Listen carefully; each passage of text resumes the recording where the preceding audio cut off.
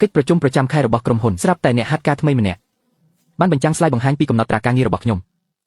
លោកនាយកខ្ញុំសូមរាយការណ៍លោកនាយកស៊ូប្រើឡានក្រុមហ៊ុនដឹកកូនរាល់ថ្ងៃយកឡានក្រុមហ៊ុនមកប្រើផ្ទាល់ខ្លួនខ្ញុំស្នើឲ្យបណ្ដេញគាត់ចេញភ្លាមគេមិនដឹងទេថាឡានដែលគេហៅថាឡានក្រុមហ៊ុននោះតាមពិតជាឡានផ្ទាល់ខ្លួនតម្លៃ3លានយ៉នរបស់ខ្ញុំទេដើម្បីងាយស្រួលក្នុងការរកស៊ីខ្ញុំក៏ឲ្យក្រុមហ៊ុនខ្ចីប្រើដោយឥតគិតថ្លៃដើម្បីលើកមុខមាត់ក្រុមហ៊ុនអស់ពីឆ្នាំមកហើយលោកអ្នកទាំងអស់គ្នាយោងតាមច្បាប់គ្រប់គ្រងយានយន្តរបស់ក្រុមហ៊ុនហាមដាច់ខាត់មិនឲ្យយកឡានក្រុមហ៊ុនទៅប្រើផ្ទាល់ខ្លួនលោកនាយកស៊ូជាថ្នាក់ដឹកនាំក្រុមហ៊ុនមិនត្រឹមតែមិនធ្វើជាគំរូទេថែមទាំងយកឡានទទួលភ្ញៀវថ្លៃបំផុតរបស់ក្រុមហ៊ុនមកធ្វើជាឡានផ្ទាល់ខ្លួនទៀតដឹកកូនទៅរៀនទៅផ្សាររាល់ថ្ងៃសូម្បីតែចុងសប្តាហ៍ក៏យកទៅដើរលេងដែរខ្ញុំបានកញ្ញាមើលបន្តិចការធ្វើដំណើរទៅមករបស់លោកនាយកស៊ូមានចម្ងាយប្រហែល40គីឡូម៉ែត្រគិតទាំងថ្លៃសាំងនិងការសឹករកររបស់ឡាន Cullinan នេះក្នុងមួយខែគឺខាត់បង់ប្រាក់រាប់ពាន់យ៉នដោយមិនដឹងខ្លួននេះមិនទាន់គិតពីម៉ោងធ្វើការរបស់តៃកុងឡានផងនិងថ្លៃធានារ៉ាប់រងឡានទីលោកនាយកលៀងក្រុមហ៊ុនយើងកំពុងកាត់បន្ថយចំណាយខ្ញុំគិតថាគួរតែចាប់ផ្ដើមពីថ្នាក់ដឹកនាំមុនទង្វើដែលយកទ្រព្យសម្បត្តិក្រុមហ៊ុនមកធ្វើជាទ្រព្យផ្ទាល់ខ្លួននេះបើមិនដាក់ទុនកម្មឲ្យធ្ងន់តាឲ្យបុគ្គលិកផ្សេងទៀតគោរពលៀងគឺជាមិត្តរួមថ្នាក់សាកលវិទ្យាល័យរបស់ខ្ញុំហើយក៏ជាស្ថាបនិកក្រុមហ៊ុននេះដែរកាលពីចាប់ផ្ដើមអាជីវកម្មដំបូងពេលគាត់គ្មានលុយបើកប្រាក់ខែឲ្យបុគ្គលិកខ្ញុំក៏ជួយចេញខ្ញុំបានយកលុយសន្សំផ្ទាល់ខ្លួនមកជួយគាត់អរគុណច្រើនណាស់ដែលបានជួយខ្ញុំក្រោយមកពេលក្រុមហ៊ុនត្រូវការឡានស្អាតទៅជួបអតិថិជនធំខ្ញុំមិនស្ទាក់ស្ទើរឡើយបានយកឡានផ្ទាល់ខ្លួនតែទើបតែទិញបានមិនដល់មួយខែផងនោះយកមកឲ្យក្រុមហ៊ុនប្រើនេះជាឡានថ្មីរបស់ខ្ញុំលោកយកទៅប្រើសិនការងារសំខាន់ជាងឡាននេះខ្ញុំឲ្យក្រុមហ៊ុនខ្ចីឲ្យអ្នកក្នុងក្រុមហ៊ុនទាំងអស់សុទ្ធតែដឹងថាវាជាឡានរបស់ខ្ញុំលោកនាយកលៀងឡាននេះស៊ូថាងតើមានរឿងអ្វីកើតឡើងលោកនាយកជឿជាក់លើសម្ដីរបស់លីងយូផុសតាំងនៅទីនេះហើយស៊ូថាងទោះបីជាអ្នកជាបុគ្គលិកចាស់របស់ក្រុមហ៊ុនហើយក៏ជាមិត្តរួមថ្នាក់ចាស់របស់ខ្ញុំដែរតែច្បាប់គឺត្រូវតែជាច្បាប់ក្រុមហ៊ុនមានការបែងចែកច្បាស់នេះគឺជាគោលការណ៍កាលពី2ឆ្នាំមុនពេលមកខ្ចីឡានខ្ញុំអ្នកនិយាយបែបនេះមែនទេស៊ូថាងខ្ញុំសុំទោសដែលធ្វើឲ្យចាំក្រុមហ៊ុនរកលុយបានខ្ញុំនឹងទិញឡានថ្មីឲ្យអ្នកមួយឆ្នាំមុនពេលក្រុមហ៊ុនជួបវិបត្តិហិរញ្ញវត្ថុខ្ញុំបានយកឡាននេះទៅបញ្ចាំដើម្បីយកលុយមកបើកប្រាក់ខែឲ្យពួកគេចុះពេលនោះគាត់និយាយថាដូចម្ដេចស៊ូថាងឡាននេះគឺជាក្បាលម៉ាស៊ីនសង្គ្រោះក្រុមហ៊ុនយើងហើយក៏ជាស្នាដៃរបស់អ្នកដែរលោកនាយកភ្លេចអស់ហើយមែនទេអ្នកទាំងអស់គ្នាប្រកាសជាដឹងមែនទេថាឡាននេះជារបស់អ្នកណាលោកនាយកចាងសប្តាហ៍មុនអ្នកទើបតែប្រើឡាននេះទៅទទួលម្ដាយក្មេកចេញពីពេទ្យថែមទាំងបង្ហោះអួតក្នុង Facebook ថាក្រុមហ៊ុនមានសុខុមាលភាពល្អទៀតផងអ្នកមិនដឹងទេថាឡាននេះជារបស់អ្នកណាចុះឯងវិញស៊ីវលីវរាល់ខែឯងតែងតែមកខ្ចីឡានខ្ញុំដើម្បីទៅដើរលេងជាមួយមិត្តប្រុសឯងក៏មិនដឹងដែរមែនទេថាឡាននេះជារបស់អ្នកណាខ្ញុំមិនដែលខ្ចីឡានអ្នកទេកុំមកចោទប្រកាន់ខ្ញុំឲ្យសោះទើបតែដឹងថាសេចក្តីល្អនៅចំពោះមុខផលប្រយោជន៍គឺគ្មានន័យអ្វីទាំងអស់បែបនេះចុះអ្នកប្រកូលសឡានមកចាប់ពីពេលនេះទៅឡាននេះនឹងស្ថិតក្រោមការគ្រប់គ្រងរបស់ផ្នែករដ្ឋបាលមួយទៀតចំពោះថ្លៃសាំងនិងការខូចខាតដែលលីងយូបានកញ្ញាឲ្យខាងកិនណេឲ្យជួយសរុបមកហើយកាត់ចេញពីប្រាក់ខែរបស់អ្នកនៅខែក្រោយលោកនាយកពិតជាឆ្លៀសវៃណាស់តែខ្ញុំយល់ថានាយកស៊ូគួរតែធ្វើការសុំទោសជាសាធារណៈក្នុងកិច្ចប្រជុំក្រុមហ៊ុនព្រោះវាប៉ះពាល់ដល់កេរ្តិ៍ឈ្មោះក្រុមហ៊ុនខ្លាំងណាស់មិនបាច់សុំទោសទេគ្រាន់តែចេញសេចក្តីជូនដំណឹងស្តីបន្ទោសជាសាធារណៈមនុស្សពីរនាក់នេ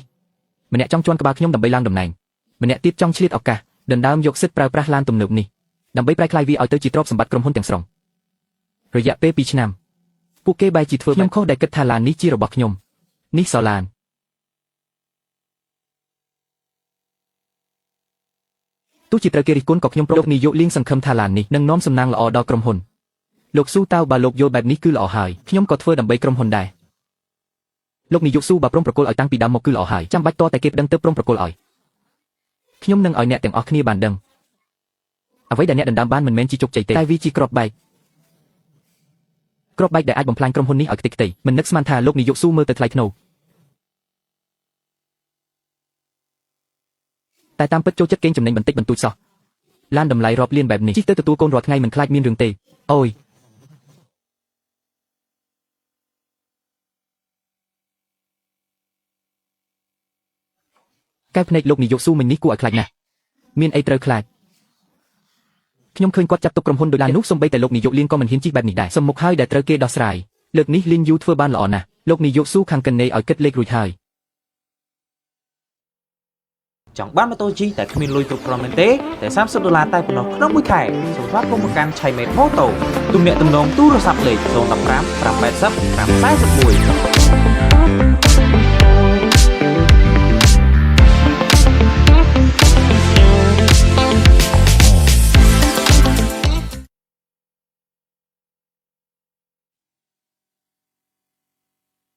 គិតតាមរយៈចម្ងាយដែលលោកជិះ2ឆ្នាំកន្លងមក លោកត្រូវបង់ថ្លៃសាំងថ្លៃសឹកនិងថ្លៃផ្លូវសរុប120លោកនាយកលៀងបានចុះហត្ថលេខារួចហើយឲ្យលោកសងក្នុងរយៈពេល3បើមិនសងទេនឹងកាត់ចេញពីប្រាក់រង្វាន់ចុងឆ្នាំលេខបានល្អណាស់128,000 យន់លីនយូឯងពូកែកនិតវិជាណាស់ពិតប្រាកដហើយលោកនាយកស៊ូខ្ញុំដឹងថាអ្នកមិនសុខចិត្តតែនេះជាច្បាប់របស់ក្រុមហ៊ុនអ្នកទទួលបានអ្វីដែលមិនគួរទទួលបានអ្នកក៏ត្រូវតែទទួលខុសត្រូវដែរអ្នកដឹងទេថាធានារ៉ាប់រងឡាននេះអ្នកណាជាអ្នកបងមួយឆ្នាំប៉ុន្មានក្រុមហ៊ុនបងឲ្យតើគឺខ្ញុំជាអ្នកបងមួយឆ្នាំ 50,000 យន់ថែទាំម្ដងអស់ជាងក៏ខ្ញុំជាអ្នកចេញដែរថ្លៃសាំងថ្លៃផ្លូវថ្លៃចំណត់2ឆ្នាំមកនេះខ្ញុំសុទ្ធតែចេញលុយខ្លួនឯងបើលោកជីយូរហើយនោះជារឿងដែលលោកត្រូវតែធ្វើបើអ្នកបើកបរយូរមកហើយនោះវាក៏ជារឿងដែលអ្នកគួរតែទទួលបានដែរអ្នកដឹងទេថាឡាននរណាជាអ្នកបើកមកក្រុមហ៊ុនកាលពី2ឆ្នាំមុនអ្នកណាទៅដឹងសំខាន់ឥឡូវវាជារបស់ក្រុមហ៊ុនជប់និយាយរឿងឥតប្រយោជន៍ទៅនាយកស៊ូប្រញាប់បង់លុយមកខ្ញុំយកសឡានទៅបាត់ហើយក្រោយមកបើចង់ប្រាឡានត្រូវបំពេញពាក្យស្នើសុំតែខ្ញុំអនុញ្ញាតទើបបានឲ្យអ្នកអនុញ្ញាតត្រឹមជាបុគ្គលិកហាត់ការធ្វើការមិនទាន់បាន3ខែផងមកអនុញ្ញាតការប្រើប្រាស់ឡានរបស់នាយកប្រតិបត្តិដូចខ្ញុំម៉េចមិនសុខចិត្តមែនទេមិនអីទេលុយនេះខ្ញុំសង្វិញក៏បាននាយកស៊ូអ្នកពិតជាចេះមើលកាលៈទេសៈមែនហើយលោកនាយកលៀងបានឲ្យខ្ញុំជម្រាបជូនអ្នកថ្ងៃច័ន្ទក្រោយមានភ្ញៀវសំខាន់ម្នាក់មកគាត់ចង់ជិះឡាននេះទៅទទួលប្រញាប់ទៅសម្អាតរបស់ផ្ទាល់ខ្លួនក្នុងឡានចេញទៅកុំឲ្យភ្ញៀវឃើញកៅអីក្មេងឬរបស់លេងអីនឹងបោះចោលទៅអ្នកលោកមេធាវីខ្ញុំចង់ពិគ្រោះយោបល់បន្តិចរឿងទ្រព្យសម្បត្តិផ្ទាល់ខ្លួនត្រូវបានក្រុមហ៊ុនរឹបអូសដោយខុសច្បាប់និងការទាមទារសំណងតាមផ្លូវច្បាប់នាយកស៊ូរឿងទ្រព្យសម្បត្តិផ្ទាល់ខ្លួនត្រូវបានរឹបអូសករណីបែបនេះត្រូវការភស្តុតាងច្បាស់លាស់លោកមេធាវីវាងសូមកុំបារម្ភខ្ញុំមានភស្តុតាងរាល់កំណត់ត្រាផ្ទេរលុយវាគេបាត់ទៅគ្រប់សន្លឹកខ្ញុំរក្សាទុកទាំងអស់ស៊ូតើឡាននេះជាឡានផ្ទាល់ខ្លួនរបស់ឯងឥឡូវយកមកឲ្យក្រុមហ៊ុនប្រាសិនទៅឬមួយឲ្យខ្ញុំធ្វើកិច្ចសន្យាជាមួយឯងឲ្យថ្លៃជួលមួយខែ 20,000 យន់មិនបាច់ទេយើងគ្នាឯងទេក្រុមហ៊ុនទើបតែចាប់ផ្ដើមសន្សំបានប៉ុណ្ណាគឺប៉ុណ្ណានោះខ្ញុំគិតថាការលះបង់របស់ខ្ញុំគឺដោយសារចិត្តឥឡូវទើបដឹងថាវាដូចជាខ្ញុំហុចកាំបិតឲ្យគេចាក់ខ្លួនឯងអញ្ចឹងបើចង់គិតគូររឿងការងារឲ្យច្បាស់លាស់អញ្ចឹងយើងមកគិតលេខគ្នាឲ្យច្បាស់ទៅបោះកម្រាលកៅអីនេះចោលទៅវាហួសសម័យណាស់កម្រាលស្បែកនេះខ្ញុំកំងគេធ្វើពិសេសតម្លៃ 8,000 យន់ចុះរបស់ជួននេះទៀតរបស់អីគេនឹងបោះចោលទៅនោះជាយន់ការពីដែលកូនស្រីខ្ញុំធ្វើឲ្យផ្ទាល់ដៃរបស់ក្នុងក្លឹបក្រោយឡានក៏រើចេញឲ្យអស់ទៅក្នុងប្រអប់នេះគឺជាកាដូពិសេសដែលខ្ញុំចំណាយលុយផ្ទាល់ខ្លួនទិញជូនអតិថិជននិងឡានថ្មីរបស់ខ្ញុំអ្នកដែលខំប្រឹងធ្វើការនឹងទទួលបានសំណាងល្អលោកនាយកស៊ូបានជួបលោកនាយកលៀងហើយឲ្យខ្ញុំមកចំណដោយសារកំហុសរបស់អ្នកលើកនេះធ្ងន់ធ្ងរក្រុមហ៊ុនសម្រេចផ្អាកតួនាទីខ្លះរបស់អ្នកសិនសូមអ្នករៀបចំខ្លួននឹងផ្ទេរការងារបន្តឲ្យផ្ទេរទៅឲ្យអ្នកលោកនាយកលៀងបានមានប្រសាសន៍ថាទោះបីជាលៀនយឺតូចតែគាត់ជាមនុស្សមានគោលក្រុមហ៊ុនក្រុងនឹងដំឡើងតំណែងគាត់ជាប្រធានផ្នែកប្រតិបត្តិការដើម្បីជួយសម្រាលការងាររបស់អ្នកប្រាប់លោកលៀងខ្ញុំយល់ព្រមផ្ទេរការងារម្នាក់ចាំតែដណ្ដើមឡានខ្ញុំម្នាក់ទៀតចាំតែជន់ក្បាលខ្ញុំឡើងគិតគូរបានល្អណាស់បើអញ្ចឹងជូនពរឲ្យអ្នកទាំងពីរប៉ាក់ឡាននេះឲ្យស្រួលទៅចុះព្រោះឡាននេះរើសម្ចាស់ណាស់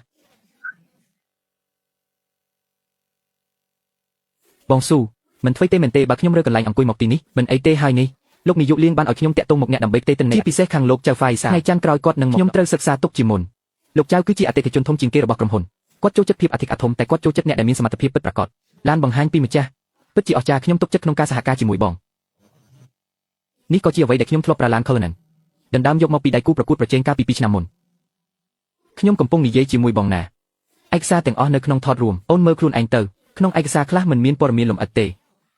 ឧទាហរណ៍ដូចជាលោកចៅចូលចិត្តពិសាប្រភេទតែអ្វីដែរគាត់មិនញ៉ាំអ្វីខ្លះគាត់មានចំណងចំណូលចិត្តអ្វីលោកនាយកចៅចូលចិត្តផឹកតែតាហុងប៉ៅមិនញ៉ាំអាហារសមុទ្រចូលចិត្តវីកូនគោលអញ្ចឹងបានសមលោកប្រធានចៅចូលចិត្តតែពិតមែនចំពោះតែតាហុងប៉ៅពិតជាមិនញ៉ាំអាហារសមុទ្រមែនតែអ្វីដែលគាត់ស្អប់បំផុតគឺមនុស្សដែលមិនចេះតែធ្វើជាចេះហើយចង់តែបង្ហាញខ្លួនចាំហើយអរគុណបងស៊ូមែនហើយកូនស្រឡានខ្ញុំបានឲ្យទៅអ្នកបើកបរឈ្មោះវាងហើយលោកនាយកលៀងផ្ដាំថាឡាននេះសម្រាប់តែទទួលភ្ញៀវកម្រិតលោកចៅប៉ុណ្ណោះក្រៅពីនេះត្រូវទុកក្នុងឃ្លាំងល្អហើយអ្នកទៅធ្វើការចុះខ្ញុំមានការសំខាន់ត្រូវទៅធ្វើអ្នកនាងស៊ូមកដល់ហើយឬឡានមានបញ្ហាអ្វីដែរឬទេគ្មានបញ្ហាទេតែខ្ញុំចង់ពិនិត្យមើលឡានទាំងមូលបានតើអ្នកនាងយកឡានមកហើយឬនៅខ្ញុំនឹងរៀបចំជូនភ្លាមនៅទេតែបន្តិចទៀតនឹងមានគេយកមកឲ្យហើយចាំទុកណាឡានចូលដល់ភ្លាមត្រូវចាក់សោឲ្យជាប់បើគ្មានបញ្ជីពីខ្ញុំហាមនរណាយកទៅប្រើដាច់ខាតយល់ហើយឡាននេះជាឈ្មោះរបស់អ្នកនាងពួកយើងស្ដាប់តែអ្នកនាងម្នាក់ប៉ុណ្ណោះ